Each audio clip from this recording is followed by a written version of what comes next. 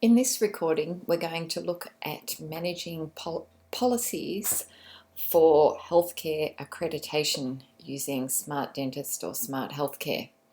So when you log onto SmartDentist, this is the opening screen you'll see. This will be your homepage. Policies can be accessed either here, where we've got an indication that Glenda Smith in her personal dashboard has some policies to sign off, or using this drop-down list. And both take you to the table where we've got all of the practices policies listed. So great long list, and it's in alphabetic order. And you can see that you can change the order of policies by actually putting a number in the front. So from there on, it's alphabetical. The other feature of this area is you can sort the policies according to the manual they're in. So if you just want to look at infection control policies, just click there, back to all. You could look at governance policies. It allows you to sort them down if you can't quite decide which policy you might need. We've also put a quick link to clinical guidelines, because sometimes people will think they're after a policy, but it will in fact be a clinical guideline. So the features of this page include a link to each particular policy. There's a little envelope here, and that allows us to email the policy off to staff members. So I'll give you a demonstration of that.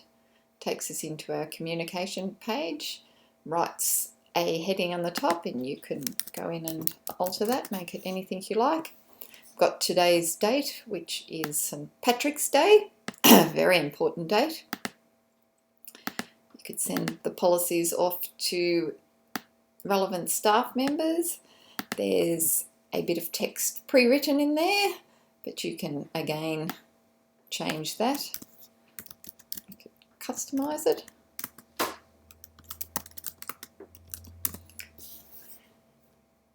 In a way that fits the purpose.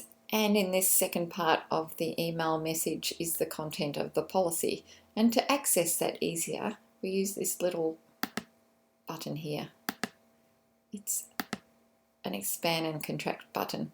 And you could go through and mark or bold or text whatever you like on the policy, ask people questions as you go, but it gives you the body of the policy in the email message.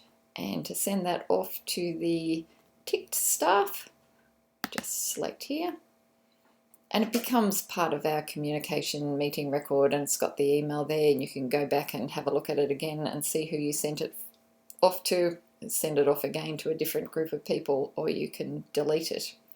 So let's head on back to our policy.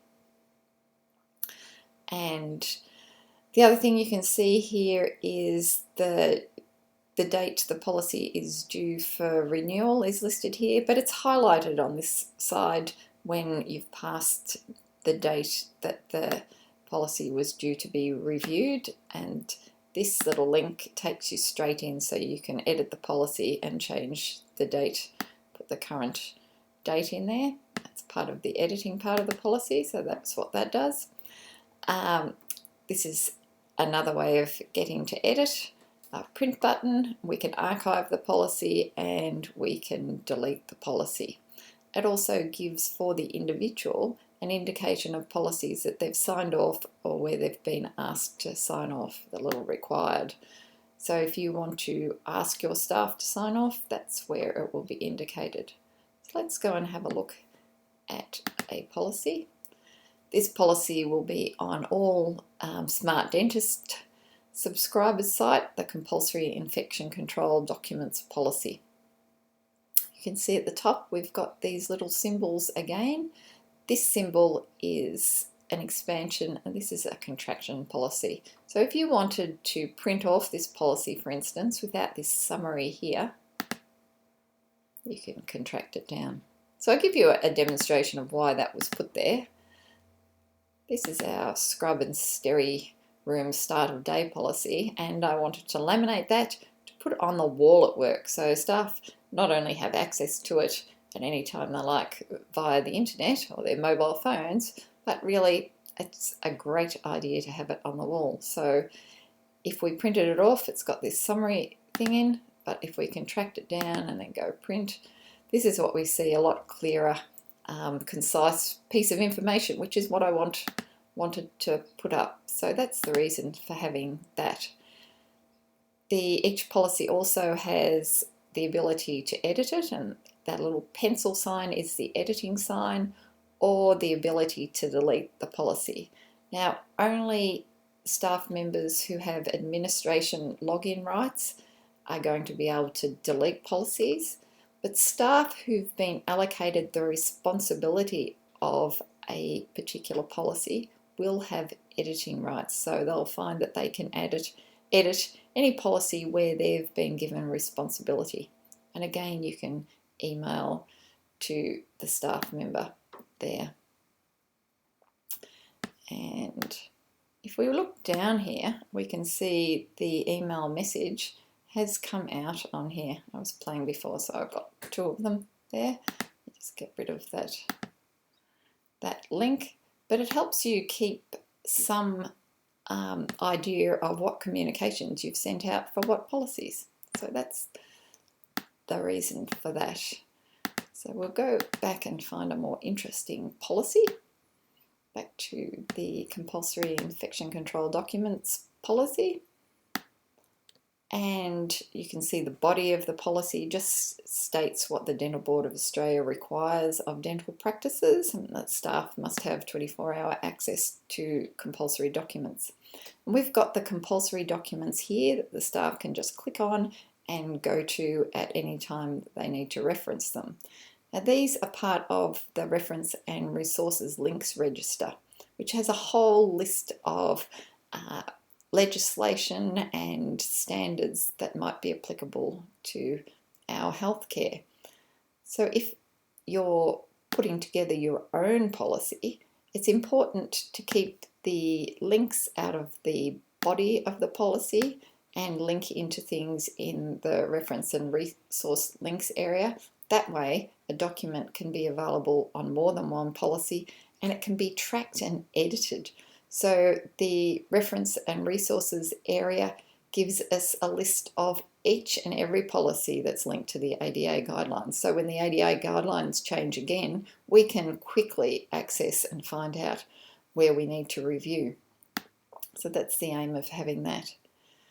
The other thing that you'll find for each policy is you can link in risks to a policy. So every policy exists because there is a risk with not having it in place. And you can see here we've actually gone to the risk register and we've linked in a risk, and we can go here and have a look at the details of that risk. And that forms part of policy resource. And that's in the summary area. It gives us a rating, and also we can link into one of the national healthcare standards. We can also link to the National Safety and Quality Health Standard Actions, and when we do this, this policy becomes part of our map of evidence. We can head off over to the map, and if we go down to my husband tells me this makes everyone sick, we can see here on the item 3.1.2 there's a link to our policy, so we know that that's part of our evidence that we're complying with that particular action. So we'll head on back. This one's linked to a template policy, that's where it came from. We can see a communication that we sent there, and we can buzz on over to the communication area and see what that is. We also get a history of the policy, and when changes are made, there's a running list of what those changes are. The policy also includes who has signed off the policy and when. So that's all documented there. So that is how SmartDentist helps practices with policies. We have the ability for staff access for policies, for staff to edit policies, responsibility set, a risk rating, the ability to link to documents that are then can be audited. We also can edit any part of the policy. So we go into the edit area, and here is where we would change the policy review date, and when we did that we'd write a brief description, and the brief description can easily be no changes. And if we've got no changes, we wouldn't change staff sign off, but if we do make changes, we have the ability to click here and remove any previous sign off, so we can get staff to sign off on an updated policy. We can change the policy name, the manual, who is responsible for the policy. Some organisations pick a staff role rather than an individual, so if people change and leave, that the new person takes on that job. So our content policy is in this area again, and this little expansion contraction symbol is the easiest way to go in there and edit it. And once we do that, we can just type in this very word-based exercise, and when we're finished we just click back so you can put in headings. One of the important parts of SmartDentist when you're developing your own policies or you're changing things is it's best if you don't put tables in. If you're developing something in Word and pasting it across, if you can click on this and paste it into this area first and then let the program put it into your policy. But these policies are designed so they're iPhone friendly, so staff can read them anywhere they are, quickly take their phone out of their pocket, and if you put tables in here it distorts what they see. You can also link back to a YouTube video. There's a million YouTube videos that are really good, and you can make your policies a lot more interesting and user-friendly and meaningful for staff, having visual information there. And you can see here we go down to where we've got documents linked in, and there's an extensive list of documents that you're able to link in, and you can add ones in there. So you find the link on the internet and you place them in the documents register, and then you can link them back. We can link to other policies, so as we go through, this policy might connect it with another one. We can add that there.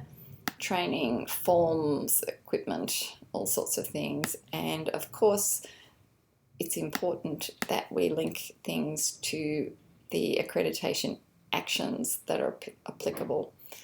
Now, all we need to do is go save changes, and we're back to our policy. And of course, policies can be signed off. You can allocate sign off per policy, which would be what the usual practice would be as we develop policies. Pick a policy out and you ask people to sign it off if that's your practice, and there's a guideline here how to do group sign off. But for a new staff member, you would pick the new staff member out, and you might pick a few policies that you actually require them to sign off. Now when that happens, staff members who have entered via their iPhone have the same dashboard. They're able to click on here and get to policies, or they can go directly through there, and this is what you see on your smartphone. And if you have sign off required, there would be a little symbol required here, but the policies are designed and laid out so you can read them on your phone. How cool is that? Who said policies weren't accessible? So that's how SmartDentist helps practitioners manage their policies by setting up a whole area where it's just laid out so simply for you.